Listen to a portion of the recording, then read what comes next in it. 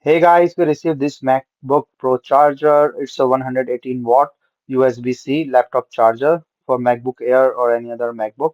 So this you can also use it with the other Samsung or the things because this is a USB-C. It's universal port. So comes in a really nice pack. So let me just take this out. So this adapter fit any other fast charger or the fast charging thing. So this is a really heavy adapter. So it's a nice adapter with a USB-C port, and this is the supplied USB-C cable. So it's USB-C to USB-C, and this can support up to 118 watt max charging thing. 6.6 feet USB-C to USB-C cable, and supports up to 480 Mbps data transfer.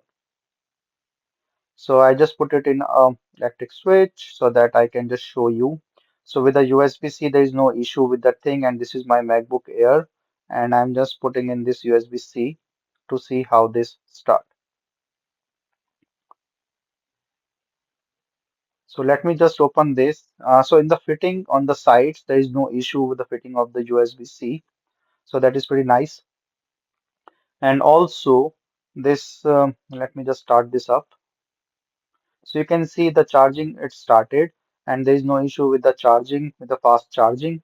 And then it supports all the MacBooks and the USB-C with this adapter.